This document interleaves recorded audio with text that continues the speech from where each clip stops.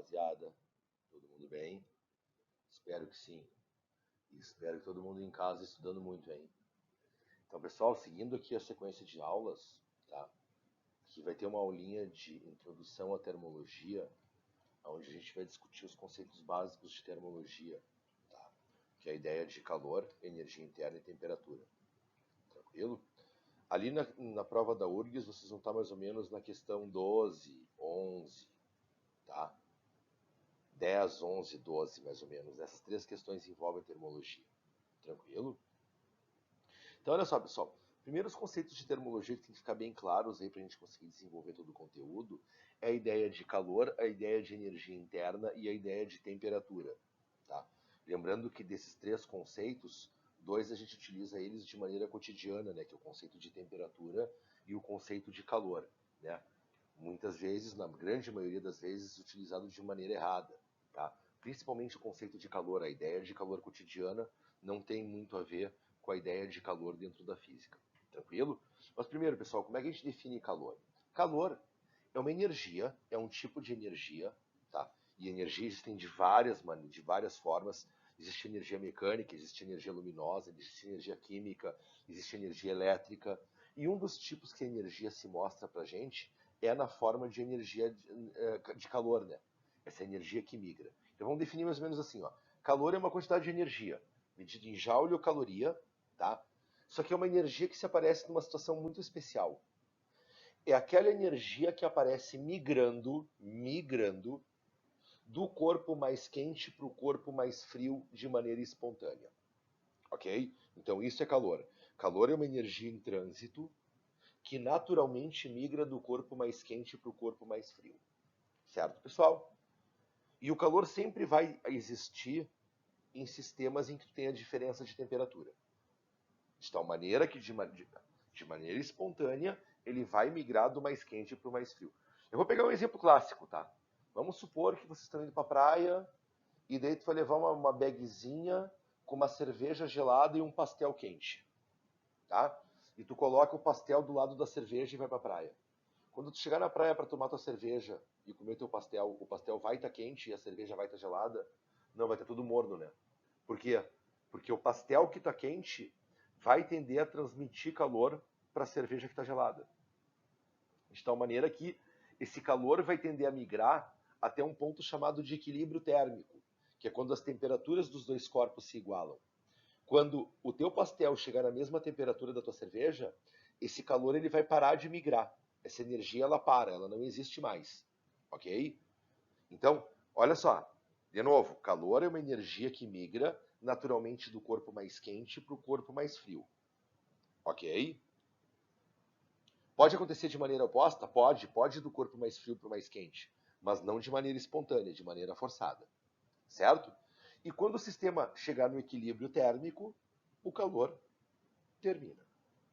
Tranquilo. Pessoal, aí é que tá. Tu pensando na ideia de calor associado ao cotidiano, a gente associa calor à temperatura elevada. Tá uma temperatura de 30 graus e eu tô com calor. Pessoal, primeiro, ninguém pode estar com calor, porque calor é uma energia em trânsito. Ok? O que tu pode ter é muita energia interna. Mas tu não pode ter calor, muito calor, porque calor é uma energia que está migrando, então tu não pode ter ela. Ela pode passar por ti, ela pode fluir por ti, mas tu não pode ter ela. Se eu pego uma energia e armazeno, eu tenho energia interna. É outro conceito, ok? Então, olha só, as pessoas associam a 30 graus, eu tô com calor. Primeiro que tu tá a 36, tu tá perdendo o calor pro meio externo.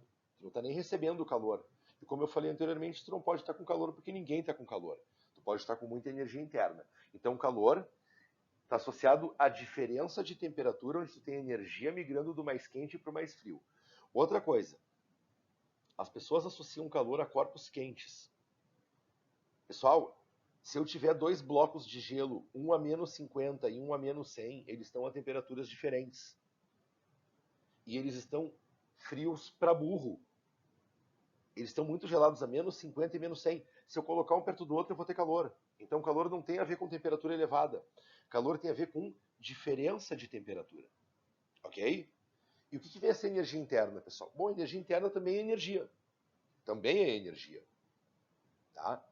Só que é uma energia adquirida pelas partículas do corpo e armazenada nessas partículas. Eu vou pegar um exemplo, tá? Pense, por exemplo, no corpo de vocês. Cada partícula que constitui o corpo de vocês, ela não está parada. Além de ela estar numa rede química, onde ela tem uma energia química armazenada a ela tem um determinado movimento vibracional e translacional, muitas vezes. Se ela está em movimento vibracional ou translacional, ela tem energia. E o que é a tua energia interna? É o somatório dessas energias das partículas que constituem teu corpo. Então, se eu pensar em qualquer corpo, vou pensar, por exemplo, num gás, que vai ser importante na parte de termodinâmica. Um gás é constituído por bolinhas, por partículas que eu posso representar como sendo bolinhas. Essas bolinhas elas estão em movimento, então tem cinética. Então, se eu pegar a energia cinética de cada uma e for somando, eu vou ter uma energia cinética total. Essa energia cinética total é a energia interna. Desprezando a energia potencial que essas bolinhas possam ter uma em relação à outra, ok? Então, uma coisa é uma energia migrando de um corpo para outro, que é calor. Outra coisa é a energia dentro do corpo, absorvida e distribuída nas moléculas dele na forma de energia de movimento ou energia potencial. Isso é interna. E temperatura? Pessoal, temperatura é a média da energia interna. Tá? Vamos pensar a seguinte situação. Vamos supor que eu pegue o gás que constitui aqui o ar que está dentro dessa sala. Ok? Nem todas as moléculas vão ter a mesma velocidade e a mesma massa. Então elas têm energias cinéticas diferentes. Eu posso ter moléculas com massas menores e mais rápidas, ou moléculas com maior massas e mais lentas, ou mais rápidas também. Ok? As massas não são iguais, nem as velocidades delas são iguais. De tal maneira que a energia cinética de cada uma é diferente da outra. Mas eu posso calcular uma média dessa energia cinética. Eu posso pegar a energia cinética de todas elas, somar e dividir pelo número de partículas. Isso é temperatura. Então a gente costuma dizer que temperatura é uma energia cinética é uma energia média de agitação. Ou uma energia cinética de agitação média, alguma coisa do gênero. Na verdade, nem todas as moléculas de um corpo têm a mesma energia cinética. Ok? E a energia interna é o somatório dessa cinética. Se eu pegar essa interna e dividir pelo número de partículas, eu vou ter esse conceito de temperatura. Tranquilo, rapaziada? Lembrando, calor é medido em joule e caloria, energia interna é medida em joule e caloria, é energia, temperatura não é energia. É medido em Celsius, Kelvin ou Fahrenheit. Tranquilo, rapaziada? Bom, pessoal, agora você pegando um pouquinho as escalas termométricas, como a gente tinha visto antes, a gente tem 3 escalas, a Fahrenheit, a Celsius e a Kelvin. A primeira escala a aparecer foi a Fahrenheit, pessoal, mas dificilmente ela vai aparecer em prova para vocês, tá?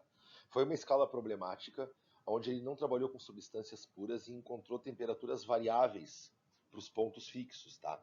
Lembrando, os pontos fixos são aqueles que eu utilizo para criar minha escala. Então, por exemplo, isso aqui é um ponto fixo, ó. Isso aqui é um ponto fixo, ó. Isso aqui é um ponto fixo, isso é um ponto fixo, isso é um ponto fixo, isso é um ponto fixo, que foram os pontos ou as substâncias que eu utilizei para criar minha escala, ok? Eu não quero entrar nessa discussão agora, ela vai ser importante daqui a pouco, tá? Mas os pontos fixos são esses. Vocês vão ver agora quando eu falar na escala Celsius, ok? Então, o Fahrenheit, pessoal, ele cria uma escala que dá uma série de problemas, não sai uma escala certinha, tá? E o cara que vocês mais vão ver nas provas aí, ou pelo menos no cotidiano, é o Celsius, né? O Celsius que é a escala que a gente utiliza aqui no Brasil. O Celsius ele escolheu o seguinte, ele escolheu a água pura para ter como referência valores de temperatura. Ele percebeu que a pressão de um ATM, o gelo e a água sempre mudam de estado em temperaturas constantes, isso pensando em água pura. E daí ele pegou esses pontos como sendo fixos. Então ele diz o seguinte, ó, o ponto fixo na minha escala é aquele ponto em que para a pressão de um ATM o gelo derrete. E ele escolheu como referência esse ponto como sendo zero. A mesma coisa ele fez para a água em ebulição. Ele percebeu que quando tu coloca a água numa panela e começa a sair borbulha do fundo, isso para a pressão de um ATM acontece sempre na mesma temperatura. E ele escolhe isso como ponto fixo, ok? Que ele dá, no caso, para a água para 100, ok? Agora, o Kelvin, pessoal, o Kelvin ele está numa outra onda. O Kelvin ele está tentando entender a relação entre temperatura e pressão feita por um gás. E lembrando que a pressão está associada ao movimento das partículas, né? Então está associada à energia interna, tá? Mas olha só, o Kelvin ele percebeu que conforme tu baixa tem uma determinada variação de temperatura, a tua pressão diminui, certo? E ele pensou, tá bom, se para essa variação de temperatura a minha pressão diminuiu tanto, o quanto eu tenho que baixar de temperatura para minha pressão chegar a zero? Isso pensando num gás que se encontra dentro de um recipiente. E ele chegou numa temperatura em que chegava um determinado momento em que o gás não exercia mais pressão. Isso quer dizer que as moléculas do gás pararam, porque elas não estavam mais colidindo contra as paredes do recipiente. E ele acabou de chegar no chamado zero absoluto, ou zero Kelvin. Então o Kelvin estava pensando nos limites de temperatura na qual um gás ou um corpo poderia chegar. E por isso que a escala Kelvin é chamada de escala absoluta. Ela trabalha com a ideia de temperatura associada à energia, certo? Então o Kelvin ele descobre o chamado zero Kelvin. Agora, como é que eu faço para passar de uma escala para outra? A gente vai ver nas relações de equações termométricas. Ó, pessoal, quando eu quero passar de uma escala para outra, vocês não vão me passar a escala de uma para outra por regra de 3, tá? Pelo amor de Deus. Tá? Olha só, vocês vão fazer o seguinte, ó. Vocês vão fixar, deixa eu selecionar uma canetinha aqui bem bonitinha. Vocês vão fixar os pontos fixos, tá? Lembrando, ó, ponto fixo da Celsius, ponto fixo da Celsius, ponto fixo da Kelvin, ponto fixo da Kelvin, ponto fixo da Fahrenheit, ponto fixo da Fahrenheit. E tu vai fazer sempre a mesma jogada. Como tu vai querer passar de uma escala para outra, tu vai ter um teu valor de temperatura que tu quer saber, né? Entre as escalas, tá? Então, tipo, ó, eu quero saber quanto vale isso aqui na Celsius em Kelvin. Ou isso aqui da Celsius em Fahrenheit. Ok? Então sempre vai ter uma temperatura que tu quer saber, né? Tu vai fazer sempre o seguinte, ó. A temperatura que tu quer saber, menos o primeiro ponto fixo da escala, sobre o segundo ponto fixo menos o primeiro. E isso tu faz para todas e iguala. Então, é o que tu quer saber menos o primeiro sobre o segundo menos o primeiro. O que tu quer saber menos o primeiro sobre o segundo menos o primeiro. Por que tu tem que fazer assim e tu não pode fazer isso por regra de 3? Tu entende isso no momento que tu coloca as escalas num gráfico. E daí tu percebe que essa relação ela sai de uma relação trigonométrica. Olhem aqui, ó, eu botei aqui no eixo Y temperatura em Celsius, tá? E no eixo X temperatura em Kelvin. Tranquilo? Aqui, ó. Aqui eu tenho temperatura em Celsius. Aqui eu tenho temperatura em Kelvin. E daí vocês vão fazer o seguinte, né? Ó, 0 Celsius equivale a... Peraí que ficou ruim esse. Eu vou apagar isso aqui para de novo, ó. 0 Celsius equivale a 273, né? 100 Celsius equivale a 373, né? Então vocês têm aqui dois triângulos, estão vendo? Ó, eu vou achurar um triângulo aqui em vermelhinho, tá?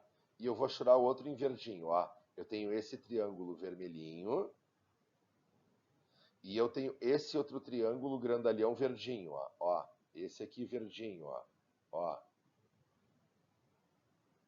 Tá? E vocês veem que esse ângulo θ aqui, ó, ele é comum para os dois, ó. Esse ângulo θ, ó. Só um pouquinho. Então, sabe que a tangente dele, que é cateto oposto sobre cateto adjacente, tem que ser igual. E daí a gente chega nessa relação aqui de baixo, ó. Tranquilo? Que é a relação que eu estou mostrando para vocês aqui do lado. Tá, pessoal? Então não passem por regra de 3 de uma escala para outra, tá? Façam a relaçãozinha bonitinha ali, o que tu quer saber menos o primeiro sobre o segundo menos o primeiro, tá? Bom, pessoal, agora vamos pegar o conceito de calor. Lembrando, calor é aquela energia que migra naturalmente do mais quente para o mais frio, ok? Então tá. Quando eu falo nessa energia que migra do mais quente para o mais frio, essa energia ela pode aparecer de duas maneiras. Ela pode aparecer na forma de sensível ou na forma de latente. Qual a diferença? Se for calor sensível é aquele calor que está envolvido com variação de temperatura. Se um corpo, ao receber calor, ou se ao ceder calor, esquentou ou esfriou, é porque esse calor envolvido é chamado de sensível. Agora, se o corpo ao receber calor ou ceder calor mudar de estado, derreter, solidificar, vaporizar ou liquefazer, é porque esse calor envolvido é chamado de latente. Tranquilo? A gente vai se pegar agora ao chamado calor sensível. E para entender calor sensível, pessoal, eu primeiro preciso definir com vocês uma nova grandeza, que até agora eu não falei. Uma coisa chamada de capacidade térmica. Pessoal, o que vem a ser capacidade térmica? Bom, vamos pensar o seguinte. Ó. Os corpos, se vocês pensarem nos corpos que estão ao redor de vocês, nem todos os corpos têm a mesma facilidade ou dificuldade para esquentar ou esfriar, ok? Por exemplo, vamos supor que eu pense numa caneta e pense num refrigerante de 2 litros. Se vocês quisessem esquentar esses dois corpos, será que a facilidade de tu aumentar 1 grau neles seria a mesma? Certamente uma caneta, né, seria mais fácil de tu esquentar do que um refrigerante de 2 litros. Todo mundo concorda? Eu teria que dar muito mais calor para gerar o aquecimento do refrigerante de 2 litros do que para gerar o mesmo aquecimento numa caneta. Então a caneta é fácil de esquentar, enquanto o refrigerante de 2 litros é difícil de esquentar. Essa grandeza física que está associada a ser fácil ou difícil de esquentar é o que eu chamo de capacidade térmica. E como é que a gente faz para calcular isso? Barbada, a capacidade térmica de um corpo é o calor que tu dá para ele dividido pelo aquecimento que esse calor gerou. Então, eu pego um corpo, dou calor para ele, meço o quanto esse corpo esquentou ao receber esse calor. Se eu dividir o calor dado pelo aquecimento, eu calculo essa coisa chamada de capacidade térmica. O que seria um corpo com alta capacidade térmica? Ó, o que seria um corpo com alta capacidade térmica? Para a capacidade térmica ser elevada, tu tem que dar muito calor e ele aquecer pouco. Vejam as questões de proporção ali, tá? O que isso quer dizer? Bom, se eu estou dando muito calor e o corpo está aquecendo pouco, é porque esse corpo ele é difícil de esquentar. Tu dá calor, dá calor, dá calor, dá calor, dá calor e ele sobe meio grau. Então é um corpo difícil de esquentar. Então corpos com alta capacidade térmica são corpos que são difíceis de esquentar. Agora, o que seria um corpo com baixa capacidade térmica? Olhem para a equaçãozinha. Um corpo com baixa capacidade térmica é aquele corpo que tu dá pouco calor e ele já teve uma variação de temperatura grande. Isso quer dizer, tu deu meio joule e o corpo já está quente para burro. É um corpo fácil de esquentar, ok? Então, capacidade térmica é isso. É a facilidade ou dificuldade que um corpo tem de esquentar ou de esfriar. Está associado à quantidade de calor que tu dá ou que tu tira em relação à variação de temperatura que esse calor gera no corpo. Tranquilo? E aí que tá, pessoal, se eu trabalhar um pouquinho com essa equação, passando esse ΔT para o lado de lá, eu vejo a primeira equaçãozinha para se calcular o calor sensível. Ó. Olha aqui. Primeira equaçãozinha para se calcular calor sensível, ó, que é igual a C ΔT. Eu só passei o ΔT para o outro lado lá, ok? Só que olha só, pessoal, existe uma outra maneira. Existe uma outra maneira de eu saber se o corpo é foda ou fácil de esquentar. Eu vou dar um exemplo para vocês aqui do lado, tá? Olha só. Pense a seguinte situação. Pense que vocês tenham 2 blocos, tá? Um de massa M e um de massa 10M. Qual que vocês acham que é mais difícil de esquentar? O de massa 10M, né? Isso quer dizer que a capacidade térmica, ou facilidade e dificuldade de esquentar, também depende da massa. Agora, olha só. Vamos supor agora que eu tenha 2 corpos de mesma massa. Um de ferro e um de alumínio. Será que eles esquentam da mesma maneira? Certamente um deles vai ser mais fácil de esquentar do que o outro. Isso quer dizer, a facilidade ou dificuldade de um corpo esquentar também depende do material. Então, olha só. O Czão também pode depender da massa e o Czão também pode depender do material. De tal maneira que existe outra maneira de calcular Czão. Sabe qual? Czão igual a M Czinho. Ok? Onde esse Czinho é essa relação com o material, de uma coisa chamada de calor específico sensível. Então, olha só. Se eu tenho corpos, grande quantidade de massa, e de materiais que são difíceis de esquentar, esses corpos vão ter alta capacidade térmica. E esses corpos vão ser difíceis de esquentar. Agora, se o teu corpo,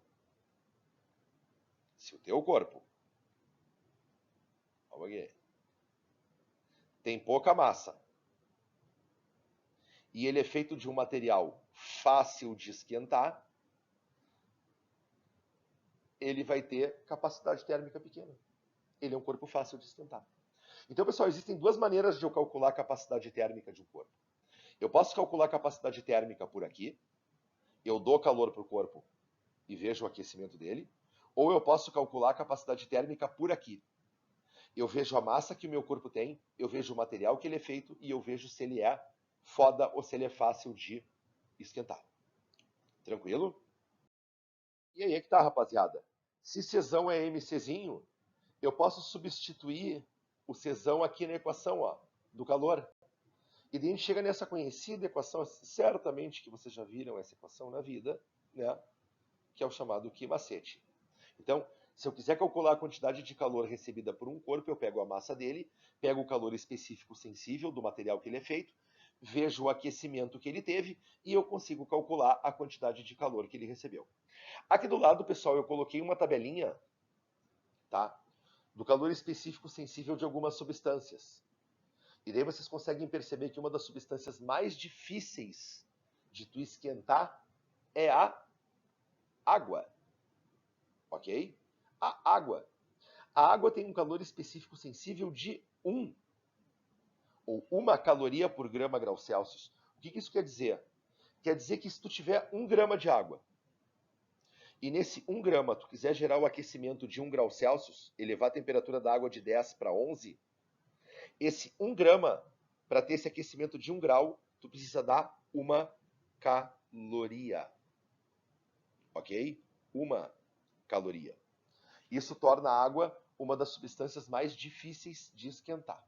Certo, pessoal? Então, olha só. Sempre que eu quiser calcular a quantidade de calor absorvida por um corpo que esquentou, eu pego a massa dele, o calor específico sensível do material que constitui ele, que é uma coisa tabelada, vezes o aquecimento que esse corpo teve. Tranquilo, rapaziada?